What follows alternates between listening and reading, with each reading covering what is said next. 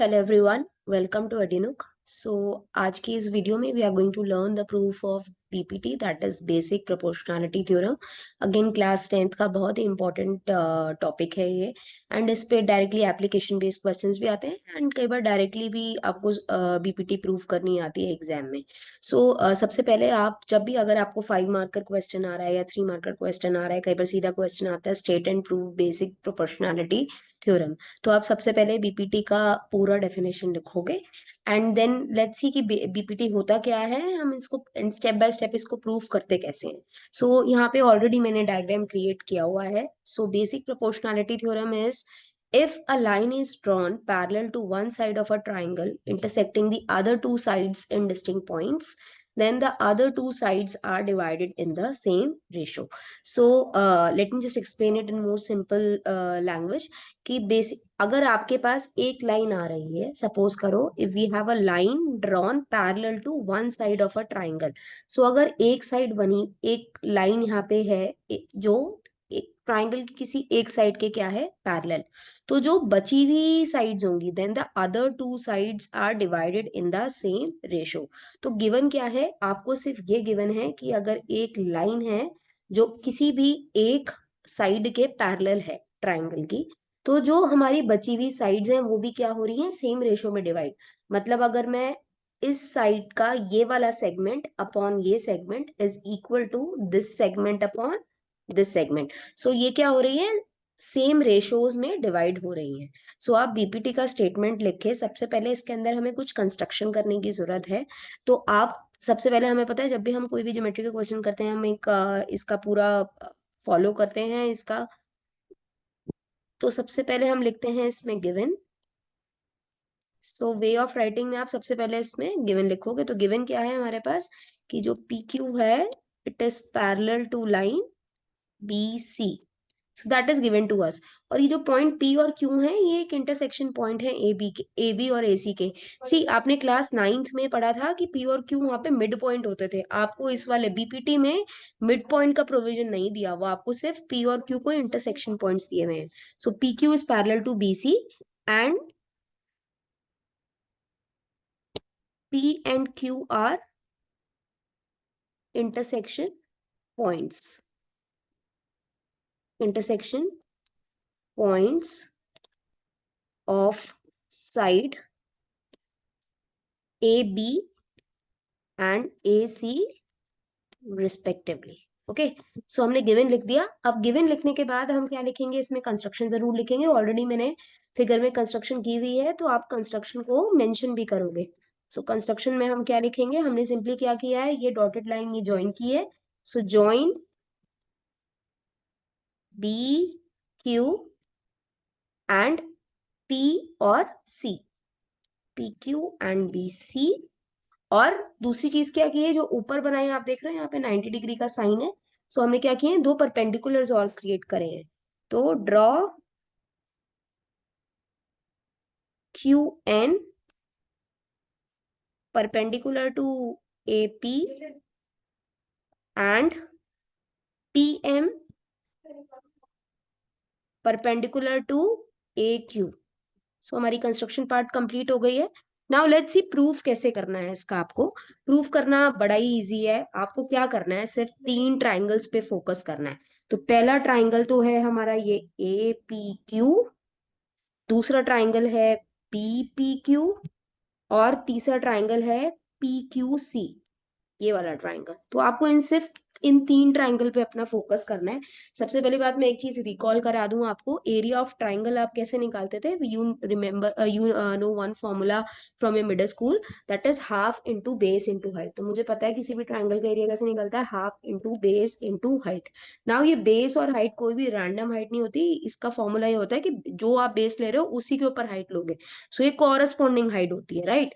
तो अगर मैंने आपको एक ट्राइंगल दिया है, तो अगर मैं ये बेस ले रही हूँ तो मैं ये वाली हाइट कंसिडर करूंगी, ये वाला बेस ले रही हूँ तो मैं यहाँ से हाइट लूंगी, और अगर मैं ये वाला बेस ले रही हूँ तो I will take height from here, right. So अगर मैं यहाँ पे ट्राइंगल इसका प्रूफ निकालने, इसका प्रूफ स्टार्ट करने से पहले मैं क्या करूंगी, सबसे पहले ट्राइंगल ए पी क्यू का एरिया लिखूंगी। Now what is area of triangle A P Q? Again half into base into height, तो हाफ, देखो बेस कौन सा लिया मैंने पहले इसमें, मुझे ये वाली हाइट गिवन, तो ये वाली हाइट कौन से बेस पे है, ए क्यू पे। सो मैंने अगर ए क्यू बेस लिया है तो मैं हाइट क्या लूंगी इसकी, T M. Similarly area of APQ के लिए मेरे पास एक फॉर्मूला और है इधर, तो मैं वो भी लिख लूंगी। सो ए ऑल्सो, आप क्या लिखोगे, also area of APQ is, area of triangle APQ can also be written as half into base, अब ले लिया मैंने एपी। सो अगर मैंने बेस एपी लिया है तो मैं हाइट कौन सी लूंगी, क्यू एन। सो क्यू एन, क्या बोला मैंने, half into base into height में जो बेस लिया है उसी कॉरेस्पॉन्डिंग हाइट होनी चाहिए। ठीक है, सो ये दोनों हमने लिख लिए area of triangle एपीक्यू। Now let's see the another two triangles. मैंने आपको बोला था मैं यहाँ पे दो तीन तरीके के ट्राइंगल्स देख रही हूँ, एपीक्यू के लिए मैंने दोनों तरीके के फॉर्मूला लिख लिए। अब मैं ए बीपीक्यू के लिए ट्राइंगल के लिए मैं देखूंगी कि कैसे एरिया निकालते हैं। अगेन एक आपने मिडिल स्कूल में अपना पढ़ा था कि एरिया ऑफ ट्राइंगल भी आपने तीन तरीके के पढ़े थे, एक था acute angle triangle. Acute angle triangle में आपको ऐसे ऑल्टीट्यूड दिया होता है, तो ये बेस तो ये वाली हाइट हो गई, राइट। अब अगर आपने राइट एंगल ट्राइंगल दिया होता है तो आपको पता है ये बेस है, तो इसकी एक ही साइड, जो इस ट्राइंगल की साइड है वही खुद इसकी हाइट हो जाएगी 90 डिग्री वाले केस में। और तीसरा ट्राइंगल आपके पास होता था ऑप्टियूज एंगल ट्राइंगल। तो ऑप्टियूज एंगल ट्राइंगल क्या होता है, जिसमें एक एंगल क्या हो, ऑप्टिकस, मतलब मोर देन 90 डिग्री। तो इस वाले केस में जो, अगर आपने जब भी ये वाला बेस लिया, अगर मैंने ये वाली साइड को बेस लिया, तो मुझे हाइट कहाँ मिलेगी, ट्राइंगल के एक्सटीरियर में, मतलब इसकी हाइट है ये। हाइट हमेशा 90, एल्टीट्यूड हमेशा 90 डिग्री का एंगल बनाती है बेस से, तो इसका जो हाइट है वो ट्राइंगल के बाहर है। तो अगर आप ध्यान से देखो इस साइड से, अगर आप इस साइड से इस फिगर को देखो, तो ये जो ट्राइंगल है बी पी क्यू, राइट, मैं इसको एक दूसरे कलर से मार्क कर देती हूँ for, so that you can see this. तो we have this triangle B P Q. इसमें आप देखो, देखो ये 90 डिग्री है एंगल, तो ऑफ कोर्स ये वाला जो एंगल है मोर देन 90 है, सो this is a obtuse angle triangle. तो अगर मैं ये बेस ले रही हूँ तो इसकी हाइट क्या है, this Q N, which is the in the exterior of this triangle. जैसे मैंने बोला अगर ये वाला बेस है तो इसकी हाइट बाहर है, तो यहाँ पे मैंने देख लिया कि इसकी हाइट क्या है, बाहर। सो मुझे पता है एरिया ऑफ ट्राइंगल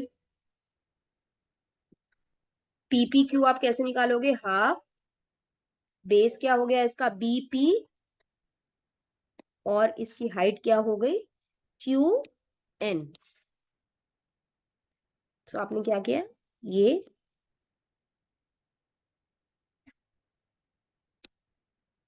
लिख लो। तो मैंने एक इक्वेशन ये भी बना ली और इस इक्वेशन को मैंने नाम दे दिया one. This is my first equation.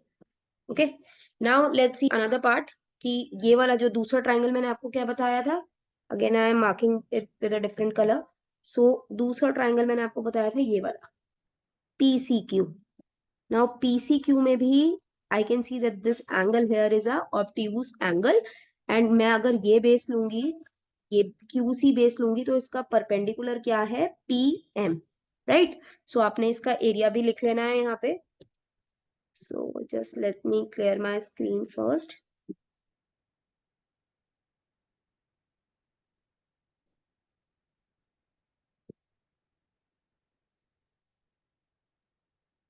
And इसका मैं लिख लूंगी area of PQ triangle PQC।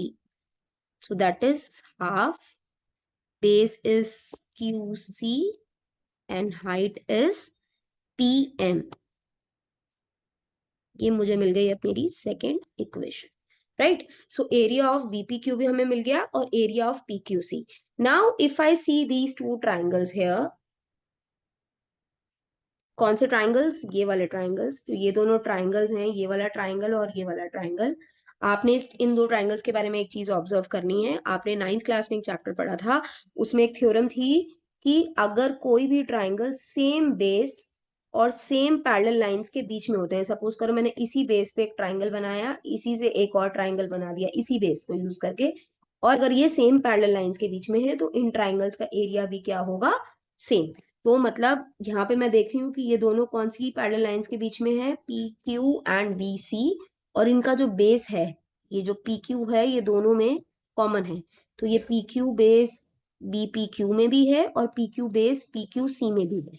So I can write triangle B P Q and triangle P Q C lies on PQ and between PQ and BC. So, which implies that area of triangle BPQ is equal to area of triangle PQC. Right. So मुझे क्या चीज पता लगी कि जो ये वाला area है और ये एरिया है ये दोनों क्या है आपस में बिल्कुल equal. So I know this thing also कि ये दोनों क्या हैं बिल्कुल इक्वल. तो ये मैंने अपनी थर्ड स्टेटमेंट बना ली कि इन दोनों ट्राइंगल्स का एरिया है बिल्कुल इक्वल. सो मैंने सबसे पहले क्या किया, मैंने इस एपीक्यू ट्राइंगल का एरिया निकाला और दोनों तरीके से निकाला. एंड फिर मैंने ये जो नीचे के दो बेस ट्राइंगल्स थे ये इन दोनों का एरिया निकाला और मैंने ये भी पता लगा लिया कि ये दोनों ट्राइंगल का एरिया है बिल्कुल सेम. नाउ बेटा आप ये ध्यान रखो कि जो आपका टू प्रूव है, जो टू प्रूव वाली स्टेटमेंट है वो क्या है. यहाँ पे मैंने टू प्रूव वाली स्टेटमेंट लिखना मिस कर दिया है तो मैं आपको बता देती हूँ, ये भी आपको जरूर लिखनी है एग्जाम में. सो टू प्रूफ कंस्ट्रक्शन के बाद आप क्या लिखोगे, टू प्रूफ वाली लाइन क्या है कि AP upon PB is equal to A Q upon Q C. Right. So आपका जो टू प्रूव है वो क्या है कि जो दोनों साइड्स है वो सेम रेशियो में डिवाइड हो रही है, that is AP upon PB is equal to, sorry this is PB, AP upon PB is equal to A Q upon Q C. So मुझे यहाँ पे एक एपी चाहिए, पीबी चाहिए, मतलब जो मेरी फाइनल स्टेटमेंट में आएगी मुझे वही साइड्स यहाँ पे जनरेट करनी है. तो मेरे पास यहाँ एपी है, ये बीपी है. अगर मैं इधर ध्यान से देखूं अगेन मेरे पास ए क्यू भी है और इधर क्या है Q C, and Q C भी हमारे पास स्टेटमेंट में आ रही है. तो आप क्या करोगे, आप इन दोनों ट्राइंगल्स के एरिया का रेशो लिखोगे. तो मैं कैसे लिखूंगी, area of triangle A P Q upon area of triangle B P Q. ये कैसे निकलेगा, एपी क्यू का एरिया हमने क्या निकाला था अभी पीछे, half into base, this was the base and this was height. So AP into QN and हमने AP BPQ का एरिया क्या निकाला था, half into BP into QN. Okay. So half से हाफ कट हो जाएगा, QN से QN. सो हमारे पास ये क्या आ गया, AP अपॉन BP. ठीक है, एक जगह ये जनरेट हो गया. दूसरी चीज, अब area of triangle AP Q आप किसके साथ निकाल लोगे, हमारा जो तीसरा टाइप का ट्राइंगल था, area of triangle P Q C. Again अब मैं जो एरिया ऑफ एपी क्यू है वो कौन से सेंस में लूंगी, ये वाला पीएम वाला, क्योंकि मुझे ए क्यू बेस चाहिए. जो आपकी फाइनल स्टेटमेंट है उसमें यहाँ पे ऊपर क्या है, ए क्यू. राइट. तो मैं यहाँ वाला बेस लूंगी. तो ये ए क्यू और इसका जो बेस, इसका जो एल्टीट्यूड है वो है पी एम.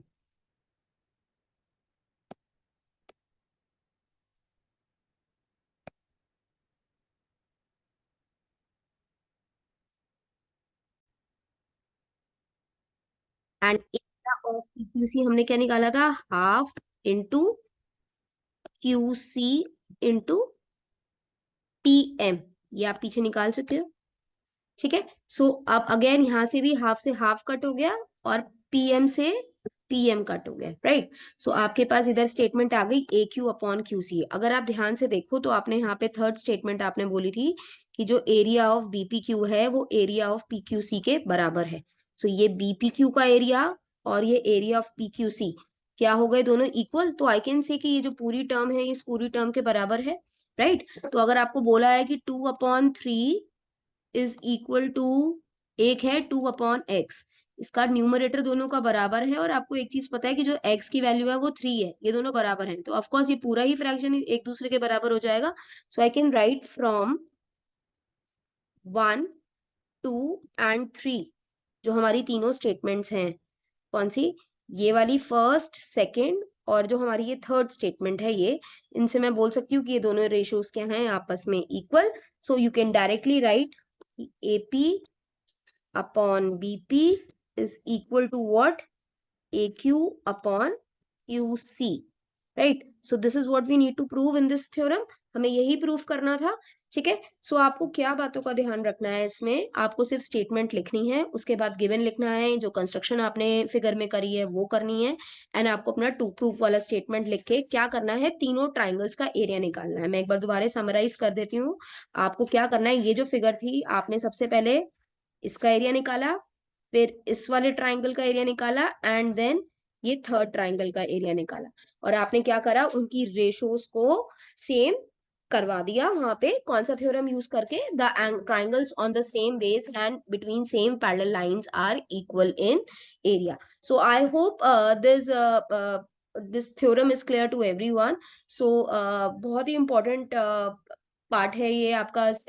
बोर्ड के पेपर में फ्रीक्वेंटली इस पे क्वेश्चन आता है, और डायरेक्टली बोर्ड के पेपर में बहुत बार आपको स्टेट एंड प्रूफ BPT के ऊपर क्वेश्चन आया हुआ है.